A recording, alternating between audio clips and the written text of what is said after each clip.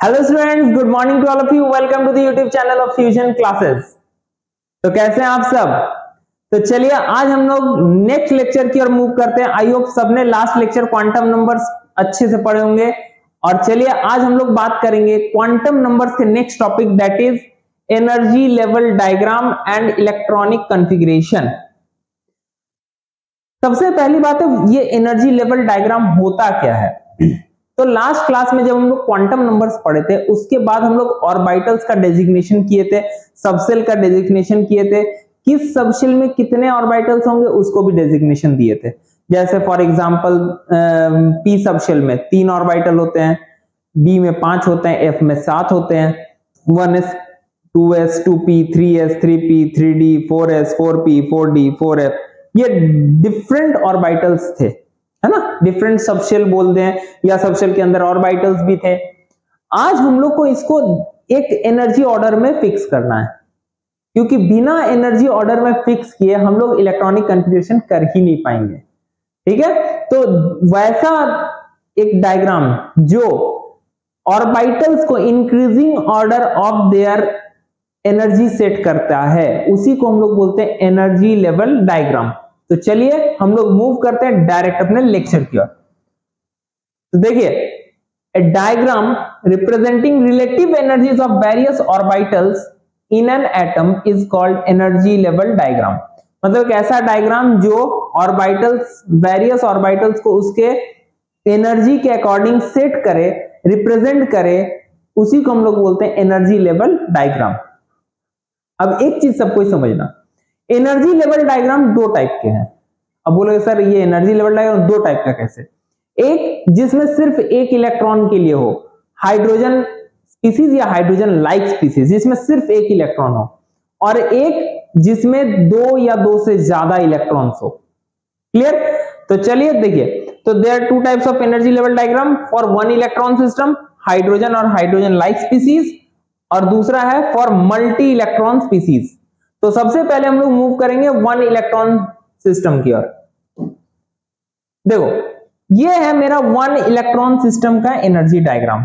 तो ध्यान देना, याद करो जब हम लोग क्वांटम नंबर पढ़ रहे थे उसमें बोले थे जो ऑर्बिटल, जो सेल न्यूक्लियस के जितने क्लोज होंगे उसमें उसका एनर्जी उतना कम होता है। तो इसीलिए फर्स्ट सेल सबसे क्लोज होता है, फिर सेकेंड, फिर थर्ड, फिर फोर्थ।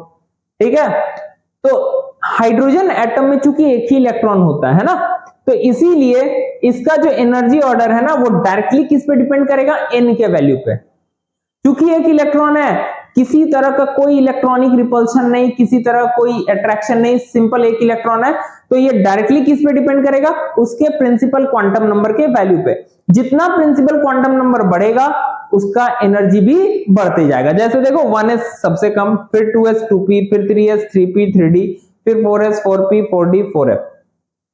उसी को यहां पे भी लिखे 1s का एनर्जी सबसे कम होगा, फिर 2s 2p का सेम है, 2s 2p सेम, फिर 3s 3p 3d, 3s 3p 3d, ये तीनों का सेम, फिर 4s 4p 4d 4f, इनका भी सेम, और सो ऑन, ऐसे 5s 5p 5d 5f, इसका भी सेम होगा, वैसे ही चलते जाएगा। क्लियर? बट यहां पे एक बहुत बड़ा कंसेप्ट अब आएगा, तो थोड़ा सा सबको ध्यान से सुनना। तुम ध्यान से देखो, यहां पे तो सिर्फ एक ही ऑर्बिटल है, 1s सबशेल में एक ही ऑर्बिटल है, बट जैसे ही सेकंड सेल गया जैसे ही सेकंड सेल गया, वहां पे 1 2 3 4 ऑर्बिटल, थर्ड में 1 2 3 4 5 6 7 8 9 ऑर्बिटल, फोर्थ में। अच्छा, ये जितने भी ऑर्बिटल्स है सबका सेम एनर्जी है, सबका सेम एनर्जी। इसको बोलते हैं हम लोग डीजेनरेट ऑर्बिटल्स। इसको क्या बोलते हैं? डीजेनरेट ऑर्बिटल्स, मतलब ऑर्बिटल्स हैविंग सेम एनर्जी, और इस फेनोमेनन को हम लोग बोलते हैं डीजेनरेसी। ठीक है, तो कोई तुमसे पूछ दे कि भाई बता थर्ड सेल का डीजेनरेसी कितना या फोर्थ सेल का डीजेनरेसी कितना, तो सीधा उसमें नंबर ऑफ ऑर्बिटल्स गिन लो, 1 2 3 4 5 6 7 8 9, मतलब 9 ऑर्बिटल्स का एनर्जी सेम है, एकदम एज इट इज सेम है, तो इसका डीजेनरेसी कितना हो गया? 9। क्लियर है? तो डीजेनरेसी बहुत इंपॉर्टेंट एक कांसेप्ट है, सबको ध्यान रखना। ऑर्बिटल्स हैविंग सेम एनर्जी, वैसे ऑर्बिटल जिसका एनर्जी सेम हो उसको बोलते हैं डीजेनरेट ऑर्बिटल्स, और इस फेनोमेनन को बोलते हैं हम लोग डीजेनरेसी। तो चलिए देखिए, इसको मैं यहां पे थोड़ा सा नोट डाउन कराया हूं। Orbitals for the same value of principal quantum number have the same energies even for different azimuthal quantum number. The orbital having the same energy are called degenerate orbital, and this phenomenon is known as degeneracy, is called degeneracy. Clear है? जैसे third shell में 3 सब shell 3s 3p 3d और इसका it contains 9, therefore degeneracy कितना होगा third shell का 9। यही चीज मैंने समझाया और यही चीज यहां पे नोट डाउन किया। चलो आई होप सबको समझ में आ गया होगा। अच्छा, अगर एक इलेक्ट्रॉन स्पीसीज है तो यहां पे सारा पैरामीटर किस पे डिपेंड कर रहा था, प्रिंसिपल क्वांटम नंबर, क्योंकि एजिमुथल क्वांटम नंबर शेप से रिलेट करता है, तो इसीलिए एजिमुथल क्वांटम नंबर का यहां पे कोई रोल नहीं है क्योंकि सबका एनर्जी सेम है। ठीक है, वहीं for an atom having a single electron the principal quantum number is the only a parameter to determine the energy of orbital. यही एक ऐसा पैरामीटर जो ऑर्बिटल का एनर्जी को डिटरमाइन करता है। ठीक है, the value of L merely determines the shape of orbitals, ये शेप बताता है, तो इसका कोई बहुत बड़ा रोल इसमें नहीं है। क्लियर है सबको? तो चलिए, ये हो गया मेरा सिंगल वन इलेक्ट्रॉन स्पीसीज। अब नेक्स्ट मूव करते हैं हम लोग मल्टी इलेक्ट्रॉन स्पीसीज।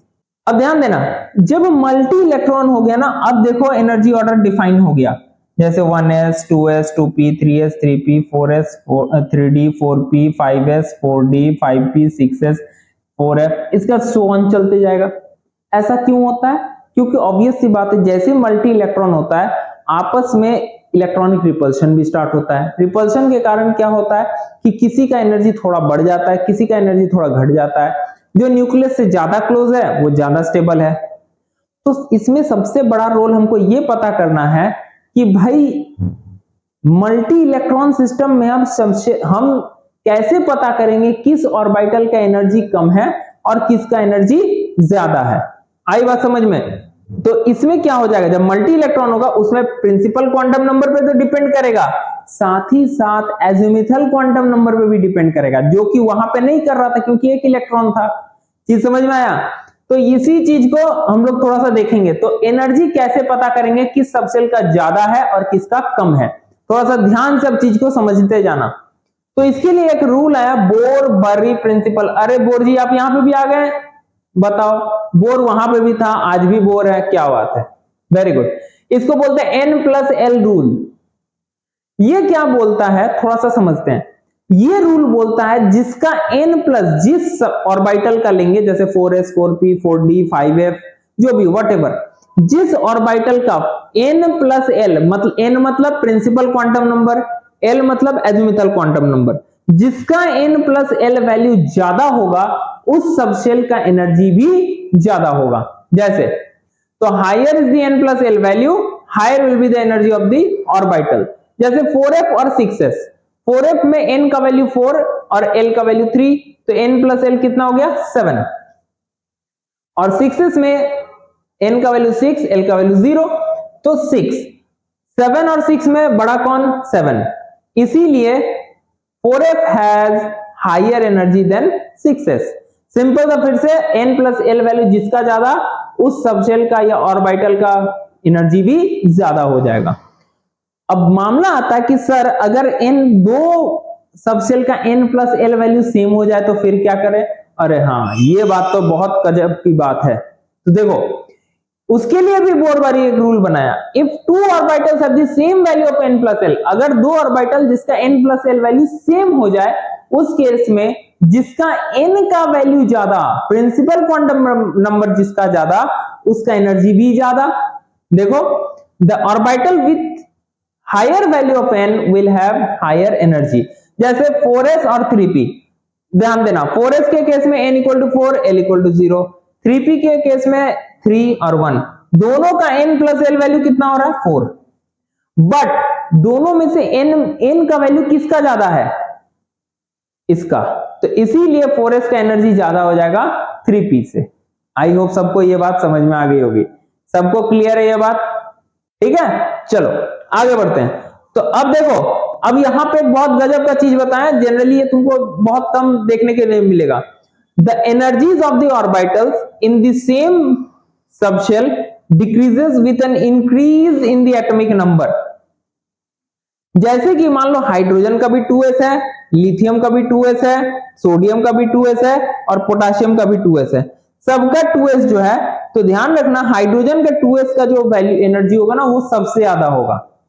इसका रीजन क्या है? क्योंकि जैसे इधर से इधर जाएंगे ऑब्वियस सी बात है इफेक्टिव न्यूक्लियर चार्ज क्या हो जाएगा, थोड़ा थोड़ा करके बढ़ते जाएगा, थोड़ा थोड़ा, लमसम हम कांस्टेंट बोलते हैं फिर भी थोड़ा थोड़ा बढ़ते जाएगा। जितना ज्यादा इफेक्टिव न्यूक्लियर चार्ज होगा उतना ज्यादा स्टेबिलिटी हो जाएगा। आई बात समझ में? क्लियर? क्योंकि नंबर ऑफ प्रोटॉन्स इधर से इधर बढ़ रहे हैं। फिर से एक चीज समझना, जितना ज्यादा इधर से इधर नंबर ऑफ प्रोटॉन्स बढ़ रहा है ना, नंबर ऑफ प्रोटॉन्स बढ़ेगा तो ऑब्वियस सी बात है वो क्या करेगा, उस सबशेल को 2s को खींचेगा। तो सबसे ज्यादा कौन खींचेगा? ऑब्वियस है के वाला। क्यों? के पास नंबर ऑफ प्रोटॉन ज्यादा है तो ज्यादा खींचेगा, तो इसका एनर्जी क्या हो जाएगा, कम हो जाएगा। क्योंकि जितना ज्यादा अट्रैक्शन होगा स्टेबिलिटी उतना ज्यादा, एनर्जी उतना कम। ठीक है, तो याद रखना ये वाला बहुत इंपॉर्टेंट, कभी हो सकता है जैम वगैरह में क्वेश्चन पूछ सकता है इससे। तो चलो आई होप सबको बोर-बारी प्रिंसिपल समझ में आ गया होगा। तो इस तरह से ऑर्बिटल्स का एनर्जी को बताया जाता है। N+L रूल सबको याद रखना, हो सकता है ये तुम्हारे एग्जाम में आ जाए। और भाई ध्यान रखना जेई वाले भी, जेई नीट वाले भी इससे क्वेश्चन आ सकता है, बहुत एकदम ध्यान से अच्छे से। चलो अब आते हैं हम लोग मेन मुद्दा जो है इलेक्ट्रॉनिक कॉन्फ़िगरेशन। क्या होता है इलेक्ट्रॉनिक कॉन्फ़िगरेशन? तो सर अभी तक तो हम लोग इलेक्ट्रॉनिक कॉन्फ़िगरेशन बिंदास पढ़ते थे, सोडियम का 281, उसके बाद जैसे कैल्शियम का 2882, है ना, इस तरह से हम लोग पढ़ते थे। बट अब हम लोग वैसे नहीं पढ़ेंगे। क्यों? क्योंकि हम लोग को पता चल गया इलेक्ट्रॉन किसी शेल में नहीं, सब शेल और ऑर्बिटल्स के अंदर रहते हैं। तो अब हम लोग भी कोशिश क्या करेंगे, उसी ट्रेंड को फॉलो करने का। तो इलेक्ट्रॉनिक कॉन्फ़िगरेशन जब भी अगर किसी चीज का कराया जाता है तो 3 रूल को वो फॉलो करता है। कौन कौन सा? Aufbau principle, Hund's rule for maximum spin multiplicity, Pauli's exclusion principle. ठीक है, इससे जो मेरा इलेक्ट्रॉनिक कॉन्फ़िगरेशन निकलेगा ना वो ग्राउंड स्टेट इलेक्ट्रॉनिक, मतलब वो सबसे जिसका एनर्जी सबसे कम है उस स्टेट का इलेक्ट्रॉनिक कॉन्फ़िगरेशन हम डिटरमाइन करेंगे। उसके बाद जैसे आपको करना, एक्साइटेशन करना है तो कर लो, नहीं करना तो मत करो। समझ में आ गई होगी बात? तो चलो, तो इसी चीज को यहां लिखें, the electronic configuration of an atom depends on the filling of orbitals in an atom. मतलब कैसे ऑर्बिटल्स को फिल करते हैं उस पर डिपेंड करता है। ठीक, an atom in its ground state has the lowest energy and in its most stable. मतलब ग्राउंड स्टेट में एटम जो होता है सबसे लोएस्ट एनर्जी होता है, सबसे ज्यादा स्टेबल होता है। ठीक है, चलो, तो ये किन 3 लॉ को फॉलो करता है प्रिंसिपल को, अबव, हुन्स और पॉलीज। ठीक है, तो चलो डायरेक्टली हम लोग सबसे पहले बात करते हैं अबव प्रिंसिपल पे। ध्यान देना, अबव का मीनिंग ही होता है बिल्डिंग अप, किसी चीज को बनाना, कोई चीज को तैयार करना। अब एक चीज समझना, अबव बोला कि जब भी इलेक्ट्रॉन का फिलिंग होगा, ठीक है, तो क्या होगा, वो एक सर्टेन रूल से फिल होगा। जैसे मान लो तुम किसी बिल्डिंग में घुसते हो तो सबसे पहले ग्राउंड फ्लोर जाते हो, फिर उसके बाद फर्स्ट, उसके बाद सेकेंड, उसके बाद थर्ड, उसके बाद फोर्थ। यस और नो? तो उसी तरह अबव का भी कहना था कि अगर हम लोग फिलिंग कर रहे हैं तो इलेक्ट्रॉन सबसे पहले उस सबशेल या ऑर्बिटल में जाएगा जिसका एनर्जी सबसे कम है। ठीक है, क्लियर? और एनर्जी कम कहां से पता चलेगा? बोर-बारी प्रिंसिपल, बोर-बारी रूल N+L से। तो N+L को देखते हुए वो कुछ इस तरह से ऑर्बिटल्स के एनर्जी को सेट किया। सबसे 1s, फिर 2s, 2p, 3s, 3p, 4s, 3d, 4p, 5s, 4d, 5p, 4f, 5d, 6p, 7s, इस तरह से अरेंजमेंट हुआ। अब भाई सबको याद रखना बड़ा दिक्कत है, सबको बोला कि भाई कैसे इसको याद रखेंगे, तो अब वो बोला ठीक है ऐसे याद नहीं रहेगा तो ऐसे याद कर लो, कोई इश्यू नहीं है। वो एक तरीका दिया, वो बोला कि कुछ इस तरह से सेट कर लो, 1s, 2s, 2p, 3s, 3p, 3d, 4s, 4p, 4d, 4f, 5s, 5p, 5d, 5f, 6s, 6p, 6d, 7s, 7p। और उसको क्या किया, इस तरह से कैंसिल करते गया। वो बोला कि सबसे पहले इलेक्ट्रॉन इसमें घुसेगा, फिर इसमें, फिर इसमें, फिर इसमें, फिर इसमें, फिर इसमें, इस तरह से चलते जाएगा। क्लियर? और इसी चीज को यहां पे थोड़ा सा वो रिप्रेजेंट किया, देखो, है ना, सबको समझ में आ रहा होगा?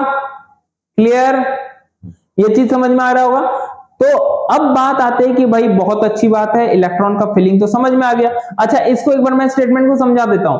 The principle states that electrons are added progressively to the various orbitals in the order of increasing energy. मतलब इलेक्ट्रॉन्स कैसे ऐड होते हैं, वेरियस ऑर्डर में, जैसे जैसे ऑर्बिटल्स का एनर्जी बढ़ते जाएगा उसी तरह इलेक्ट्रॉन पहले लोअर एनर्जी में जाएगा फिर हायर एनर्जी में। The electron first occupy the lowest energy orbital available to them and then enters into the higher energy orbital only after the lower orbital has are filled। मतलब जब तक कि न नीचे वाला ऑर्बिटल फील्ड होगा तब तक ऊपर में इलेक्ट्रॉन नहीं जाएगा। आई होप सबको ये चीज समझ में आ गया होगा, जब मैंने पहले भी बताया कि पहले लोअर एनर्जी फील होगा फिर हायर एनर्जी में जाएगा। तो चलो नेक्स्ट मूव करते हैं। नेक्स्ट है Hund's rule for maximum spin multiplicity. अब एक चीज ध्यान देना, तुम लोग क्लास 12 में सिर्फ हुन्स रूल पढ़े थे, पेयरिंग, मतलब पहले एक एक इलेक्ट्रॉन जाएगा फिर उसके बाद पेयरिंग स्टार्ट होगा, है ना। चलो, तो उसी चीज को यहां पे थोड़ा सा हम थोड़ा और एडवांस मोड में ले जा रहे हैं कि स्पिन मल्टीप्लिसिटी के साथ भी कैसे कनेक्ट करता है। तो थोड़ा सा अच्छे से समझना।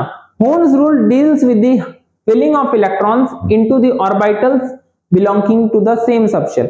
हुन्स रूल सारा बात बोला है जब एक ही सबशेल के अंदर, जैसे 4p या 4d या 3d, 3d में 5 ऑर्बिटल होते हैं ना, 3d में 5, d में 5 होते हैं, तो एक ही सबशेल के अंदर इलेक्ट्रॉन को कैसे फील करना है ये हुन्स बताया था। ठीक है, हुन्स का कहना है the pairing of electron will not take place in orbitals of same energy until each orbital is singly filled।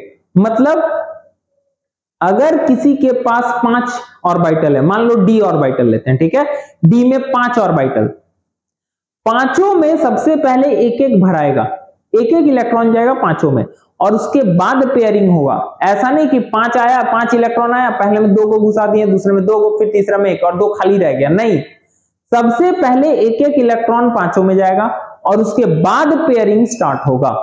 ठीक है, और एक और डेफिनेशन है हुन्स रूल का, higher is the spin multiplicity higher will be the stability of configuration.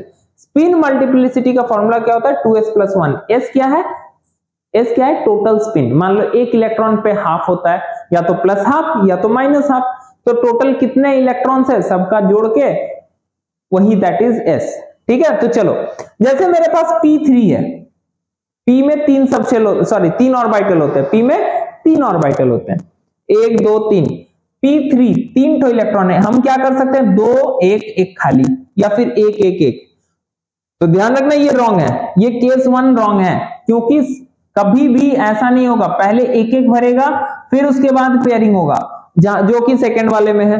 ठीक है, तो ये तो जो इस स्टेटमेंट के बेस पे हो, थोड़ा सा higher is the spin multiplicity पे देखते हैं। तो केस 1 में टोटल स्पिन कितना होगा, तो ध्यान दो, एक क्लॉकवाइज है एक एंटी क्लॉकवाइज, तो एक प्लस हाफ और एक माइनस हाफ और फिर एक प्लस हाफ, तो टोटल स्पिन कितना हो गया, 1/2, half minus half cancel out, plus 1/2।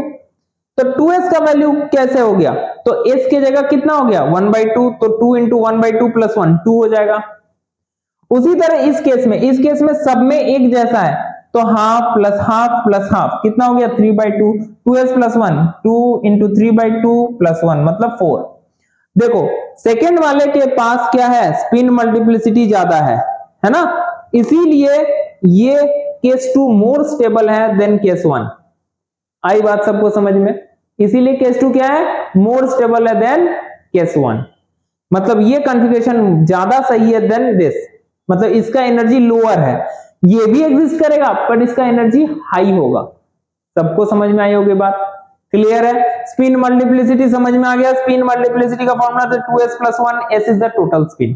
Clear है सबको, तो चलो आगे बढ़ते हैं। नेक्स्ट, पॉलीज एक्सक्लूजन प्रिंसिपल क्या होता है, तो हम लोग कुछ जब हम लोग क्वांटम नंबर पढ़े थे ना तब इस बात पे थोड़ा थोड़ा बात किए थे, है ना। पॉली बोलता है कि किसी भी दो इलेक्ट्रॉन का चारों क्वांटम नंबर एक जैसा नहीं हो सकता 3 सेम हो जाए। कौन कौन सा याद करो, हम बताए थे, N, L और M, but spin must be different, दोनों का स्पिन अलग अलग होगा। क्लियर? तो वही चीज है, no two electrons in an atom can have the same set of 4 quantum numbers. ठीक है? और क्या बोलता है, only 2 electrons may exist in the same orbital and these electron must have opposite spin.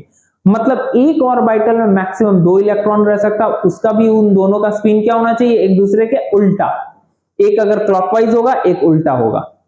ठीक है? तो भाई टोटल कितने, किस सबशेल में कितने इलेक्ट्रॉन हो सकते हैं, तो देखो सबशेल एस में कितना हो सकता है, 2, क्योंकि एस में एक ही ऑर्बिटल होता है तो 2 इलेक्ट्रॉन। पी में 3 ऑर्बिटल होता है, हर में 2 तो 6, डी में 5 होता है तो 10, एफ में 7 होता है तो 14। ये चीज बहुत इंपॉर्टेंट है, क्योंकि जब हम लोग इलेक्ट्रॉनिक कॉन्फ़िगरेशन करने जाएंगे ना तो यही चीज सबसे बड़ा रोल प्ले करेगा। क्योंकि पता चला तुम भरते जा रहे हो, अचानक तुम अरे हम पी में 8 गो भर दिए, 8 गो होता ही नहीं है, मैक्सिमम 6 होता है। समझ में आई बात? चलो, तो अब हम लोग क्या करेंगे, थोड़ा सा इलेक्ट्रॉनिक कॉन्फ़िगरेशन करते हैं। चलो देखो कुछ का जैसे example, right the electronic configuration of element of the atomic number 10, 17, 25, 29, 37। थोड़ा सा ध्यान देना। एटॉमिक नंबर 10 मतलब 10 इलेक्ट्रॉन सेट कर दिया, 1s 2s 2p। ठीक, तो 10, तो s में मैक्सिमम कितना जा सकता है, 2, तो फिर s में कितना 2, तो p में कितना 6, तो 2 2 4 6 10। ठीक है, ध्यान रखना कितना इलेक्ट्रॉन है, हम कितना फील कर रहे हैं। आई बात समझ में? 1 2 मैं अभी भी करके दिखाऊंगा, कुछ को मैं लिया हूं और कुछ को अभी मैं करके दिखाऊंगा। एटॉमिक नंबर 17 किसका होता है, क्लोरीन का।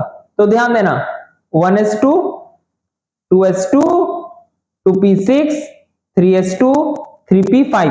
अब देखो p में 6 जा सकता है, पर भाई यहां तक तो ऑलरेडी 12 पहुंच गया, तो 17 ही ना जाना है, तो 5 ही दिए। तो जरूरी नहीं है सबको फुल कर देना है, नहीं, जितना इलेक्ट्रॉन जिसका रिक्वायरमेंट है, पर हाँ जब तक कि एक पूरा फुल्ली फिल्ड हो अगला में मूव नहीं करने का। उसी तरह 29 में देखो 1s2 2s2 2p6 3s2 3p6 4d10 sorry 3d10 4s1। Clear? चलो आगे बढ़ते हैं। उसी तरह 37 में भी सेम उसी तरह कर सकते हो। अब कभी कभी क्वेश्चन क्या पूछ देता है ना, जैसे देखो कभी कभी क्वेश्चन तुमको क्या पूछ देगा, Fe2+ का बताओ। तो Fe का एटॉमिक नंबर 26 होता है, तो 26 का 1s2 2s2 2p6 3s2 3p6 उसके बाद 3d6 4s2। देखो पहले तो फिलिंग 4s का होगा फिर 3d का, ठीक है, पर चूंकि 3d इनर हो जाता है, 3 अंदर वाला है ना, थर्ड शेल है, फोर्थ शेल, अंदर कौन आता है, थर्ड शेल, तो इसीलिए इसको अंदर लिखते हैं। ठीक है, अब जैसे 2+ है, 2+ का मतलब होता है 2 इलेक्ट्रॉन निकल जाएगा। अब देखो भले बाद में फिलिंग 3d हुआ है, पर आउटर शेल कौन सा है, 4 है, इसीलिए इलेक्ट्रॉन हमेशा यहीं से निकलेगा, हमेशा इलेक्ट्रॉन यहीं से निकलेगा। मतलब Fe2+ का कॉन्फ़िगरेशन क्या हो जाएगा, Fe2+, ये Fe का है, ध्यान रखना ये Fe का है, Fe2+ का 1s2 2s2 2p6 3s2 3p6 3d6। अब मान लो Fe3+ रहता तो 2 यहां से निकलता, एक यहां से, 3d5 हो जाता। चीज समझ में आ गया सबको? तो इस तरह से चेंज हो जाता है। ठीक है, सबको क्लियर है? आगे बढ़े, आगे बढ़ा जाए, चलो आगे बढ़ते हैं भाई। तो इस तरह से तुम किसी का भी, कोई भी आयंस का भी कर सकते हो, किसी भी एटम्स का भी कर सकते हो, आराम से कर लोगे। तो चलो आगे बढ़ते हैं, नेक्स्ट आते हैं, नेक्स्ट आते हैं।